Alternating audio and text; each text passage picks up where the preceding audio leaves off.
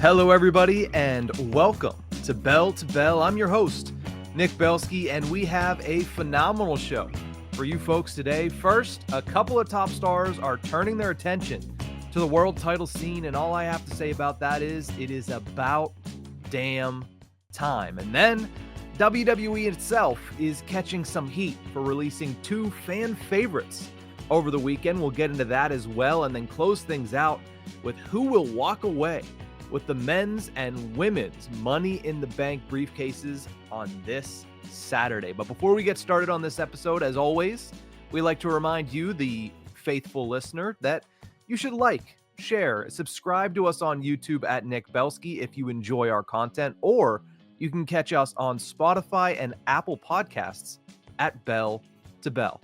Let's kick things off with a discussion about some of the top stars in WWE, because it feels like for the past little while, at least, that the top stars haven't been chasing the world titles. Yes, you have John Cena.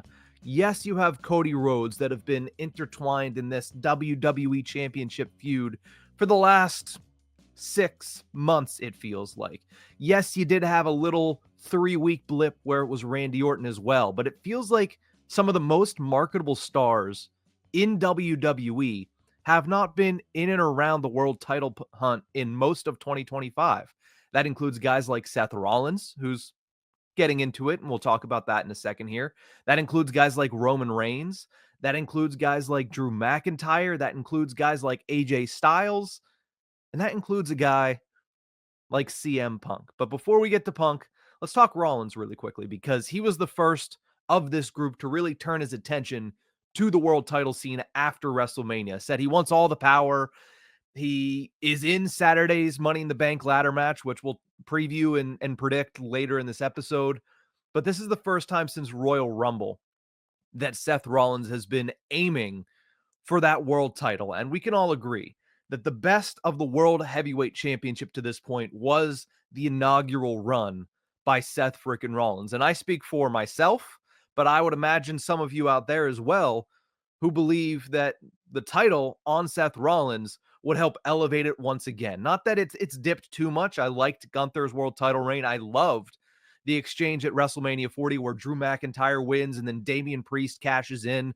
Those are all important moments for this title, including, of course, the Jey Uso belt. I should at least name the most recent champion, but I still think that it hasn't reached the heights that it had when it was held by Seth Rollins. So I like the fact that at the very least, even if they don't put the belt on Seth Rollins, I like the fact that he is in and around the title picture. I just think it elevates that main event scene on Monday Night Raw 10 times whenever he is involved with the World Heavyweight Championship. But the other name on that list that I specifically want to talk about today is CM Punk.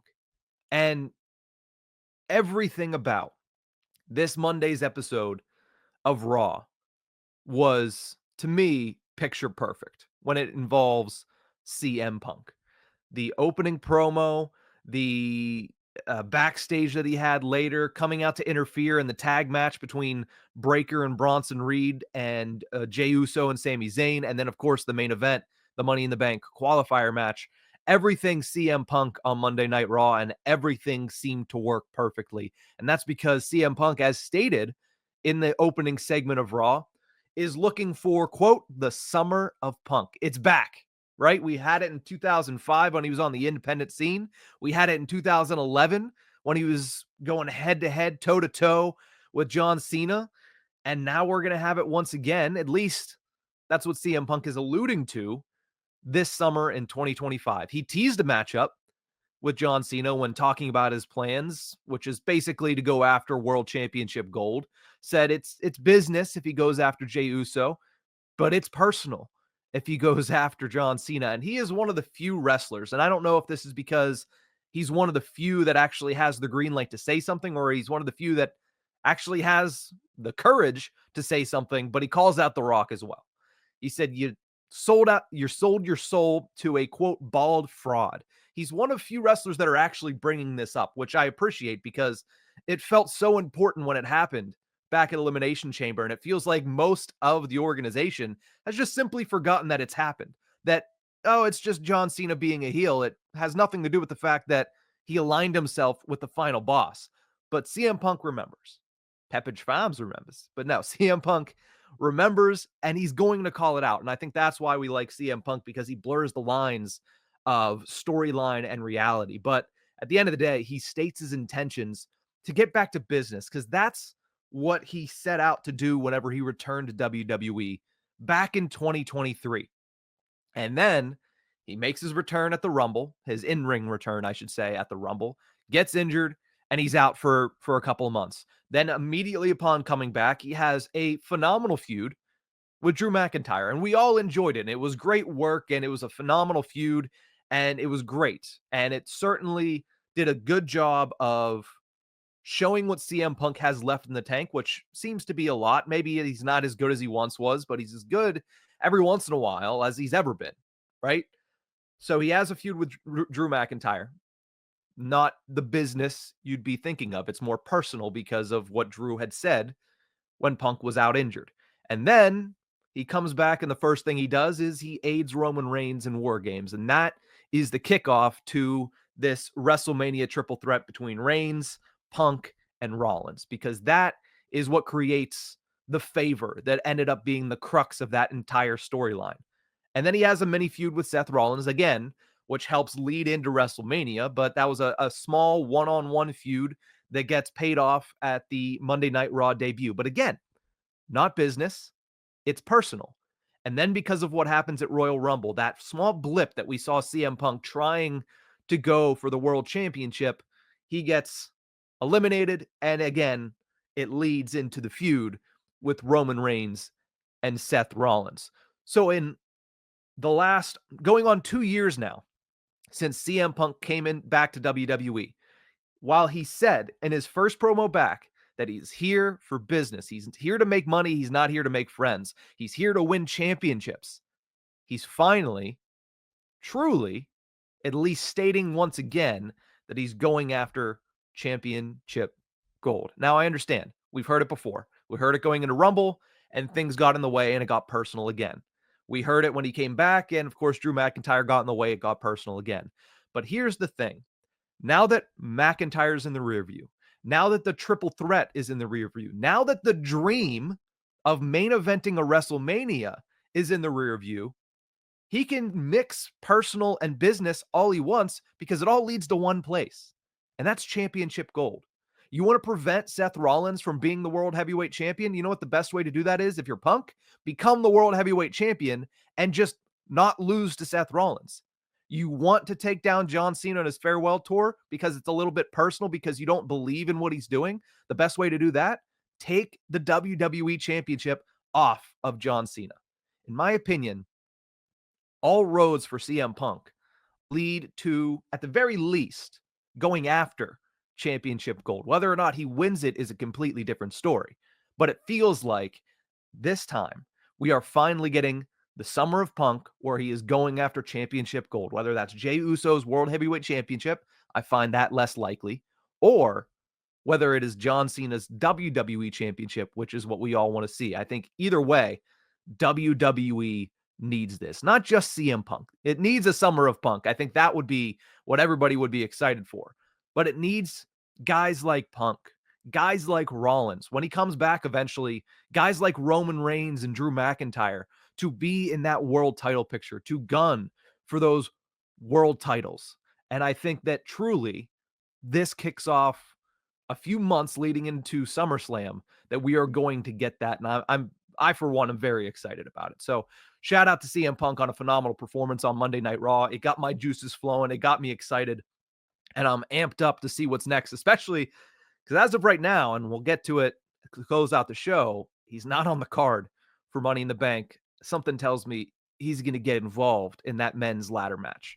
Let's move over to some unfortunate news, because two fan favorite superstars were released by WWE over the weekend, and not only were fans confused, but fellow wrestlers in the WWE and out of the WWE were all confused at the release of both Carlito and R-Truth. Now, both have been ever present on their respective shows, so there's times where we see these releases and it's like, oh, I didn't even know that person was still in WWE, or wow, yeah, they have been sparingly used over the last couple of months. So it makes sense, set them loose, let them go out there and let them work instead of just sitting and catering. But these two guys, Carlito with the Judgment Day on Monday Night Raw and everything that R-Truth has done since moving over to Friday Night SmackDown, it seems like at the very least, they'd have a backstage segment every single show. And when they're on the show, they would maximize their minutes. R-Truth is one of the best acts going in WWE, not in the ring, but outside of the ring.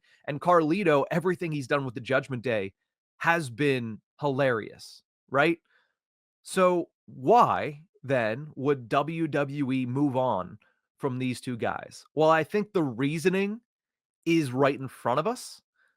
Whether or not there could have been a harder attempt by WWE to find space for two guys who have put in the hours, put in the work, and put in the time and really gotten over naturally is a different question. Now, I think the reason that's obvious is you look at the acquisitions that they've made in 2025 alone.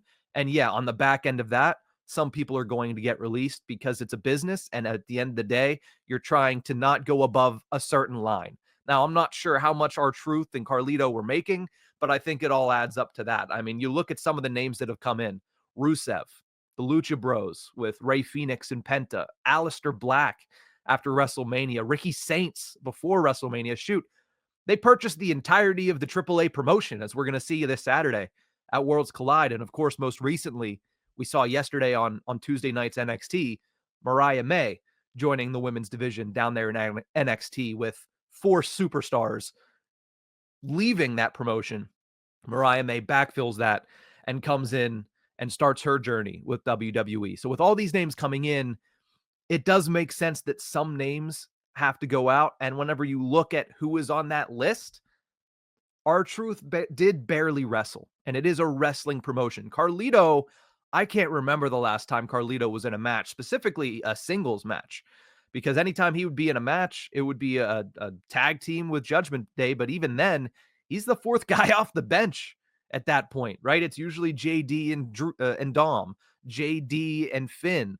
And then eventually Carlito will get into a match, but he never really wrestled. And for two guys that weren't doing in-ring work all that much for a wrestling company, it makes sense. Now, of course, WWE is focused on storylines. It's focused on entertainment as well. And that's where this gets a little confusing because nobody was more entertaining than R-Truth. I truly believe that. Nobody was able to get laughs per minute on screen like R-Truth. And honestly, Carlito was right up there with him. Everything Carlito did in the Judgment Day, looks pretty hard to me, stuff like that. I think that Carlito really kind of endeared himself to an entirely new fan base than what he was doing back in his original run with WWE. But again, when you look at the writing on the wall, Judgment Day, for how many weeks have we been saying it's going to be over? Like this iteration, at the very least, they might hang on to the Judgment Day moniker with one of the two groups that splits, but this iteration is going to break up. And if it breaks up, it's probably going to be Liv, Raquel, and Dom, and it's going to be Finn, Roxanne, and JD. And then where does that leave Carlito? Because outside of Judgment Day, I'm not exactly sure where he fits into Monday Night Raw. R-Truth makes it a little bit harder because he just had that tremendous short feud with John Cena where a lot of people were saying, we're really doing an R-Truth versus John Cena match. And then you see what happens afterwards and you start to think, oh, this was the, cap tip R-Truth. We're going to end up releasing him, but we should give him a great moment before he goes. But I still think that you could have found something for, at the very least, R-Truth, somebody who is beloved not only by the fans, but beloved by that locker room. You see the reaction from The Miz on social media. You see the reaction from Karrion Kross on social media. You see the reaction from Gunther on social media. And that's when you know, when Gunther is going as close to breaking character as humanly possible, that's when you know this is something that's affecting the locker room. So WWE is catching a lot of flack for these decisions. And honestly, they should be, because this is a multi-million dollar, probably close to billion. I don't know the finances as of now, but they're probably $1 billion company. Two guys who honestly are just entertaining for an entertainment company that aren't at the top of the payroll, feels like you could have made some cuts somewhere else. And it's unfortunate that you have to make cuts in the first place. It's unfortunate that people have to get released in the first place. And you never want to have to talk about this. You never want to say, hey, this person should get cut or this person should get cut. I don't want to talk about that because that's somebody else's money.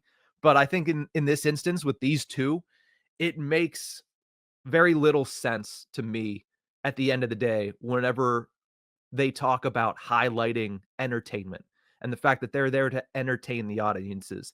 And then even though these two don't wrestle a whole lot, which is probably part of the reasoning that they were the ones that got released, the entertainment aspect of it, there's very few in that company that did it as well as R-Truth and Carlito. So I hope the best for both of them. Honestly, they're both wily vets. They might go to different promotions. Maybe we see a little bit of WWE cross promotion as one of them goes to TNA. Maybe one of them goes to AEW. Maybe one of them just rides the indie circuit. Who knows? But I think that everybody would be joyed to see one or both of these guys continue their career elsewhere because the work they've put in and how well they've gotten over the past couple of years, it deserves to have a payoff. And, R-Truth, some could say his payoff was Saturday night's main event. I think there's more juice in the tank and for both of these guys, not just R-Truth, but for Carlito as well. And I hope to see more of them. I truly do. Let's close out this episode with some Money in the Bank predictions because the Money in the Bank PLE is coming up this weekend. And I'd say I'm excited for it because I am. I'm always excited for a PLE. I think I'm more excited for Worlds Collide, though. I'm more excited to see the first showing of WWE and AAA going head to head. Some of my favorite wrestlers in WWE are on that card. I love Chad Gable, so I'm happy he's involved. Stephanie Vaquer, I think, is pulling double duty this weekend, which is crazy. So anytime she's in the ring, it's very entertaining. Legado de Fantasma is going to have a match, which, again, talk about underutilized superstars. It's Legado. So I'm excited to see those talents, those superstars on this AAA card, see them get an opportunity on a big stage because they haven't gotten them a lot of it in a very long time. And I'm excited to see some of these AAA stars because I'm not too familiar with the AAA promotion. So I'm hoping that Saturday is just going to be kind of an eye opener as to some of these individual talents, guys like Vikingo, who I haven't had a lot of experience watching, but one of the people that I know more of the AAA side of things. So I'm excited to be enlightened by what AAA has to offer. So I'm more excited for Worlds Collide, I think, than I am for Money in the Bank. And I think part of that is the fact that some of the names involved aren't as big, right? None of the world titles are on the line. In fact, the only title that's on the line is the Intercontinental title. And that's where we'll start. Now, I will say, for it being the only title match on the card, it's going to be a banger. This has been a sink or swim feud for Lyra Valkyria. And not only is she treading water, but she looks like peak Katie Ledecky out there. She is going toe to toe with the man, Becky Lynch, in the ring, on the mic. And I think that all of us are coming to the conclusion that Lyra Valkyria is just that good. She just is. Becky Lynch is not throwing softballs at her. Becky Lynch is coming at her with everything she's got. And I really enjoy the work that Becky has done since her heel turn. Now I get it. It's hard to be a heel when you're as universally beloved as the man, Becky Lynch. I mean, look no further than the pop 6 weeks ago at WrestleMania, and the fact that even on this past Monday, after weeks of being a deplorable human being like Becky Lynch has been, she still gets cheered when she comes out. Why? Because it's hard to not cheer Becky Lynch. Despite that, she's been doing really good work. And I think Lyra has been able to return serve every single time. Now, the question becomes, in this matchup, a matchup where the stakes are if Becky loses, she can no longer challenge Lyra for the Intercontinental title. So that puts a complete end to this feud.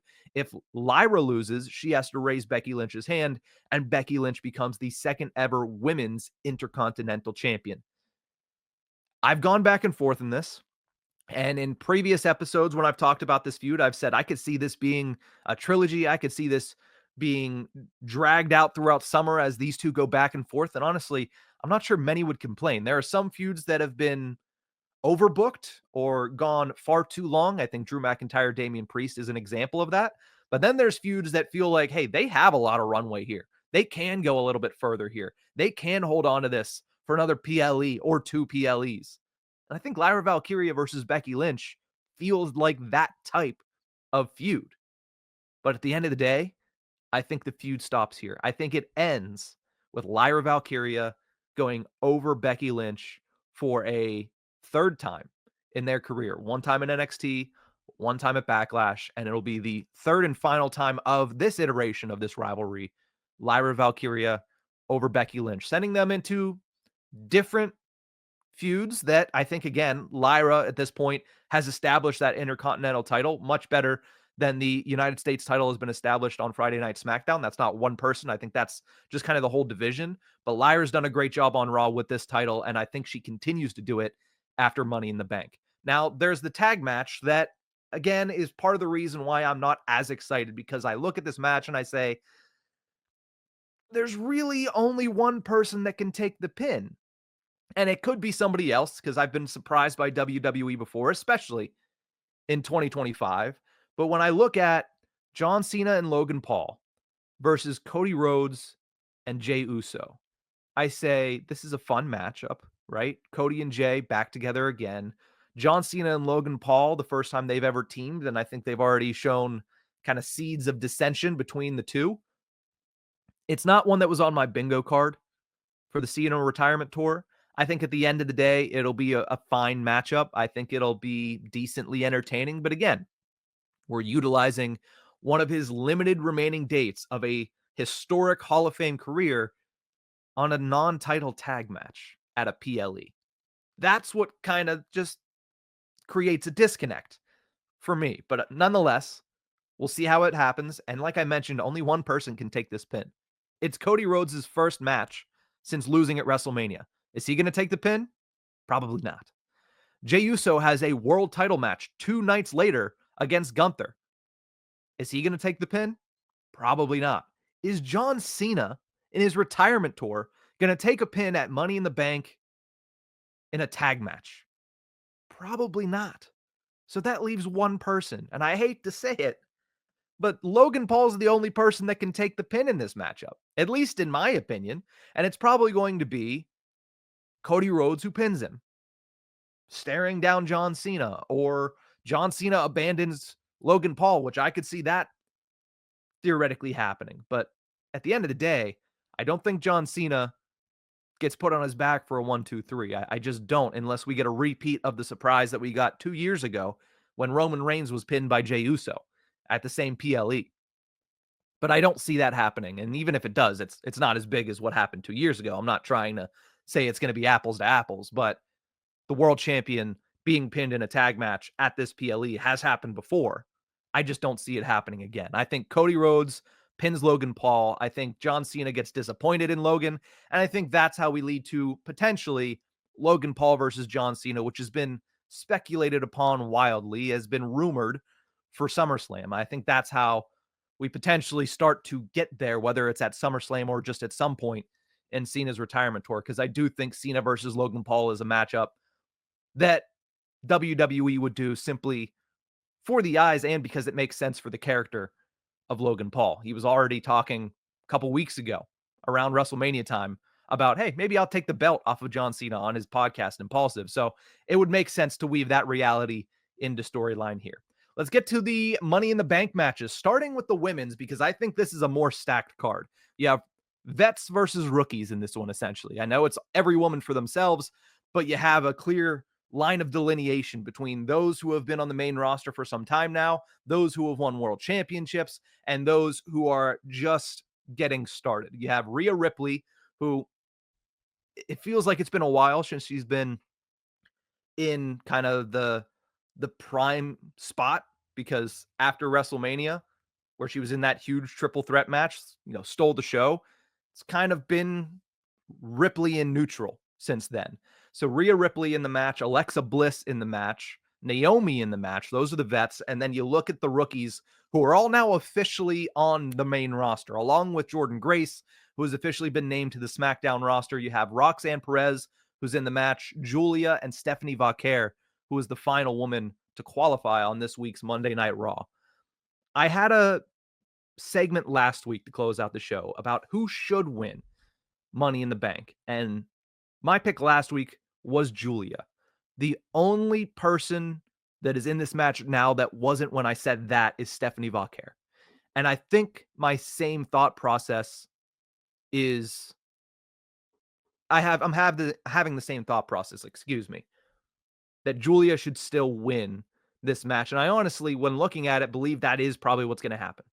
That's something to establish her on the Smackdown brand. It's something to catapult her deservedly into the main event scene early in her career, because it has been less than a calendar year since she's been in WWE. It was a very short stint at NXT, a successful stint, a stint in which she won the world title, or the NXT title. I don't know if that's considered a world title. I guess somebody will tell me in the comment section. But this would immediately catapult her, deservedly so, into the main event scene against a babyface in Tiffany Stratton. So I still think that it makes the most sense for Giulia to walk away with the Money in the Bank briefcase. Again, Rhea Ripley just, does she need it? Does she really need it? She's somebody that can just mow down contenders until she's the number one contender. Roxanne Perez has everything going on in the Judgment Day, and yeah, you could include the Money in the Bank briefcase in that, but I don't think she needs it. I think she'll be able to establish herself on that brand without the Money in the Bank briefcase. Yeah, I'm sure it'd be great to have it, and she has been, as I talked about 3 months ago, she's been on the rocket ship plan by WWE, the same exact trajectory that Tiffany Stratton was on last year, right? She had a great Rumble performance. She had a solid performance in the Chamber, and then she won Money in the Bank and won the world title. That's what Tiffany Stratton did in 2024. Well, you look at Roxanne Perez, Iron Woman in the Royal Rumble, strong performance in the Elimination Chamber. Now she's in the Money in the Bank match. So maybe it makes sense, but I don't think they're going to just Control C, Control V on the women's division in back-to-back years. That would be a little bit of lazy booking by Triple H. But I do think that Roxanne is well set up, even if she doesn't win the Money in the Bank briefcase. And Stephanie Vaquer is as well. She is a star already. She really is. She, at the level of Rhea Ripley, whenever you saw those two face off on Monday Night Raw, it just made sense. And you felt the buzz from the crowd in the background. And that's in Tulsa, Oklahoma. It's a great crowd on Monday. But again, it's not one of the big crowds. It's not a Toronto crowd. It's not a Madison Square Garden crowd. And you felt that buzz instantly. So I think Stephanie will be fine too. And the work that Naomi and Alexa Bliss, mainly Naomi, has done over the last couple of months, again, would it be a good hat tip to all the work she's done? Yes. But do I think she needs it the most? No. And do I think it makes the most sense? No. I think it makes the most sense with Giulia. Let's close out the show by talking men's Money in the Bank ladder match. You have Penta, Andrade, and El Grande Americano, who remains undefeated in WWE. You also have LA Knight, Solo Sikoa, and of course, the Monday Night Messiah, Seth frickin' Rollins. And I'll just say this. One of these competitors is not like the other. And I am sorry to Solo Sikoa, but it feels like a lot of these competitors are here, and it feels like he's a little bit underneath. Now, again, I like what he's been doing the last couple of weeks. I like him getting back into the confident, leader that shouldn't be a leader and everybody knows should probably not be a leader. And yet there's people that follow him and he acts pompous and he acts as if he's better than he is. I love that side of Solo Sikoa. I love him doing the weird, shimmy shake dance that he was doing last week on Friday Night SmackDown. It's entertaining, but I don't think it's to the level of let's give him the Money in the Bank briefcase. I just don't. I like the fact that they are starting to speed up the process of the dissension between him and Jacob Fatu, but I don't think this is part of it. I don't think that this fits with that. So I think that for that reason, he's the one that, in my opinion, and this could be old takes exposed in a couple days, he is the least likely to walk away with the Money in the Bank briefcase. And maybe that's precisely why he should be the one. But again, I think he's the least likely, and I'm not going to include him in any of my thoughts of who could win on Saturday night. El Grande Americano is an interesting one. Like I said, remains undefeated, gets a win in the main event of Monday Night Raw. He just continues to stack wins on top of each other in his short time in WWE. So I'm excited that he's included in this, and how fitting that on a weekend where WWE is highlighting its new partnership with AAA, it has two great luchadors and three great luchadors. Let's continue with that. You have El Grande Americano, undefeated in WWE, and has a mix of luchadore and almost Olympic style wrestling. Somehow, I don't know how that is the case. But you also have Penta and Andrade who are included in this match, and I think both of those two. Andrade showed it, I think it was last year, he was in the Money in the Bank match, that he is willing to do some crazy things in this matchup. And Penta, for those who have not seen Penta, when it comes to matches with crazy stipulations, ladder matches, hardcore matches, you're in for a treat. As if he hasn't already been extremely entertaining, you're in for a treat on this one. So I look at this and I say, it should be a good Money in the Bank match, but I honestly think it's LA Knight's time, because I think most people would look at Seth Rollins as the favorite. He is the biggest act on Monday Night Raw as of right now. His new group feels like it's gaining momentum each and every week. Why would that halt at Money in the Bank? Well, I just think he created too many opponents, too many people that are looking at his downfall or preying on his downfall for him to be able to walk up a ladder and retrieve the Money in the Bank briefcase. I mean, you look at the laundry list and it continues to grow with every single episode of Monday Night Raw. Sami Zayn, that was immediate. CM Punk, do we really think he's going to sit on the sidelines? He's just going to sit on his hands and watch Seth Rollins potentially win the Money in the Bank briefcase? I don't think so. Jey Uso, he's got his hands full on Saturday, but he's had his hands full for the last 6 weeks since he won the title, and it doesn't stop him from getting involved in every single angle on Monday Night Raw. So Jey Uso, potentially. And AJ Styles now.